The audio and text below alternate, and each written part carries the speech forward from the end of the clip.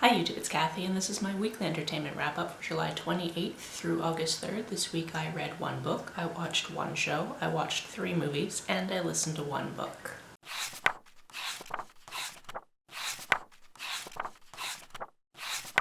This is not my usual filming setup, but if you've been here for a while, you might know that this is my best friend's house and I'm taking care of her menagerie while she's away for the weekend. There's 2 dogs, 2 cats, a lizard, and a frog. Some of them are back there, but I'm probably blocking your view of them, and I'm very sorry for that. The book that I finished this week is Turning Darkness into Light. This is the 6th in the Lady Trent memoir series, and I didn't know it existed until about a month and a half ago when my best friend learned about the series for the first time, and I went, yeah, I believe there's 5 books in that series. I read it like years ago. I really loved it. And she was like, actually there's 6. I'm like, wait, what now? So the first 5 books in this series follow the same woman, who is Isabella. She eventually gets the title of Lady Trent. That is a whole thing. But she's a dragon naturalist, so throughout those books she's going to different locations and studying the dragons. In this book, our point of view character is Audrey, her granddaughter, who is mixed race, a scholar, and is very much into linguistics, although in this it calls it something different, and I can't remember what that was. Recently, someone has found these clay tablets that might actually be an epic for the draconian race. And just as a little background on that, you've got humans, you've got dragons, and then you've got something in between, and that's the draconians.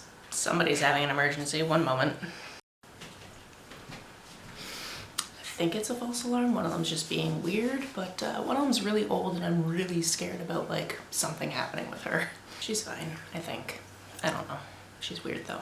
She's been tasked with translating these tablets to figure out what they say and then to maybe publish them just before this big symposium that's happening. But there's a lot of secrecy around it because the guy that found the tablets doesn't want people knowing what they say until just before that event happens. This is told in letters and diary entries and translations of the text and different records that you find, and I just found it really interesting. I had no idea what I was getting into going into this. I didn't even know there was going to be a protagonist change. I just knew that I loved the first 5 books years ago and wanted to jump right into this one when I had the time. If any of that sounds cool to you, like dragons obviously should sound cool to you, definitely pick up this series. As for the one show I watched, I think at this point you can guess if you've been watching the last couple of videos, and that's Criminal Minds. I started in the 5th season on the 19th episode and I ended on the 6th season on the 22nd episode. A lot of things happened during this just over a season of time. We've said goodbye to 2 regular castmates. There's a new person on the team, and I think I'll always be a little bit worried about Spencer because he might be my favorite, but we're currently worried about Spencer because he's been getting migraines but the doctors can't figure out why, and with his mother's history of mental illness, we're just worrying about what might be going on. I'm mostly into episodes I haven't seen, although here and there I will see an episode that I saw completely randomly on cable at some point in my life. One of the things that's really fun to think about is how at the beginning of this, everybody had flip phones, and now people have more like smartphones, and there was this one scene where these 3 people were just using the smartphone and then dumping their phones because of secret spy reasons, and I was just like, my god, you couldn't have just gotten flip phones for this conversation? Like, that was so much money for a conversation. What the heck? As for the 3 movies I watched this week, you can probably think to yourself, what really big movie came out recently in the theaters and would maybe prompt a rewatch of the old movies, and then you could probably figure out exactly what I watched. The first movie was Deadpool. This is a movie I have seen quite a few times. It's hilarious. If you've never heard of it before, I don't exactly know how. But Deadpool is a Marvel character. He's the merc with the mouth. He used to be a mercenary. Basically finds out that he's not going to live very long. He gets these experiments done on him, and hilarity and wisecracking ensues. As for the second one, I had always thought that I had watched this, but maybe watched it like late at night where maybe my brain didn't just take in the information. But as soon as we started watching this, I was like, none of this is familiar.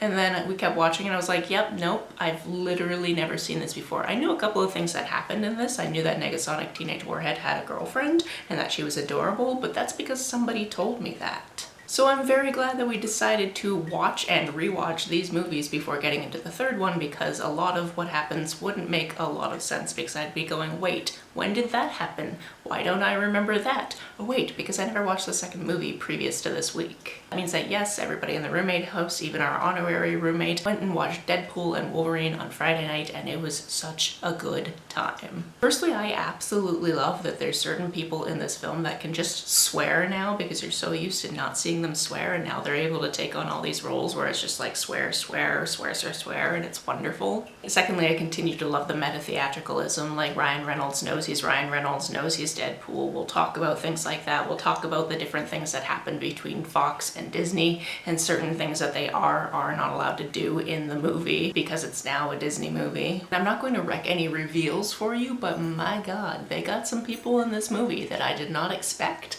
and was very pleasantly surprised to see. Deadpool and Wolverine, if you actually want to know what this movie is about, is basically that Deadpool has found out that his timeline is ending because Logan died during his timeline, and he decides to have the bright idea to find a different Logan to bring back into his timeline to fix his timeline so it doesn't get obliterated. This crosses over into TVA, or Time Variant Authority territory. So if you haven't watched the Loki TV show, which I've only, I think, seen the first maybe 2 seasons of it, might be a little bit lost on this, but also like it doesn't matter. It's just really fun to watch.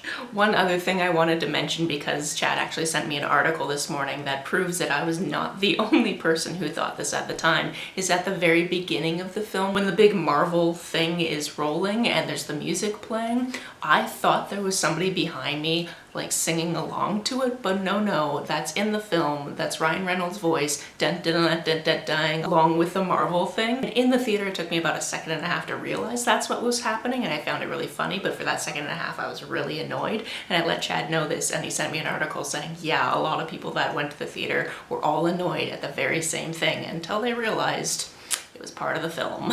10 out of 10 would absolutely watch this movie again. As for the audiobook I listened to this week, that one is Dear Wendy. This is about 2 different characters who are going to the same college. One is Sophie, she's she, her pronouns, and Joe, she, they pronouns. And Sophie's been running this Instagram account called Dear Wendy for quite some time, where she gives relationship advice. And on a whim, Joe makes up kind of a parody account called Dear Wanda, because at their college, which is Wellesley, they have Wendy's and they have Wandas. It's a whole thing in their college. And both of these accounts are anonymous, so besides their very best friends, nobody knows who runs these accounts. But in the second semester of their first year, these 2 people actually end up in the same class, and they end up working on some projects together. They end up becoming friends. They end up realizing that both of them are Arrow Ace, and they've never met another Arrow Ace person face to face before, so that's very exciting for them. But on the flip side, they're kind of having this feud over Instagram because they don't know each other's identities. I actually found out about this book because somebody on a Nerdfighter group on Facebook was talking about how they were just reading this book and Crash Course was just randomly mentioned. Crash Course being, of course, a very popular channel on YouTube where they do different classes and they kind of break things down.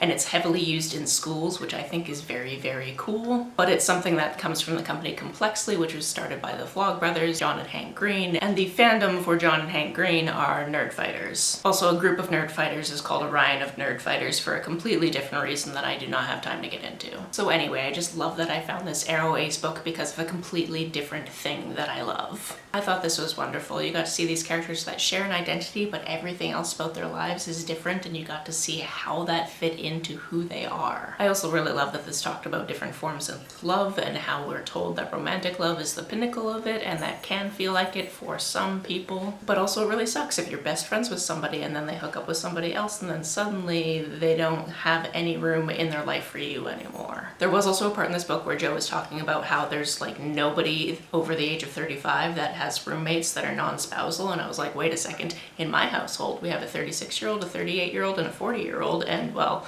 2 of us are a couple, but we live with somebody else, so like, it happens. So yeah, another cute book, would definitely recommend. That's it for this week. If you've read, watched, or listened to any of these, let me know about it down in the comments below. On the way down to the comments, if you hit that subscribe button, that would be very nice of you. If you don't feel like leaving a comment but want to make sure that I know you were here, just leave me an emoji or smiley face if you happen to be on your keyboard.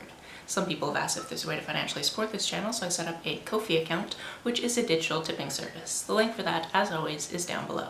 You can like and share this as you see fit, and I will see you very soon. Bye!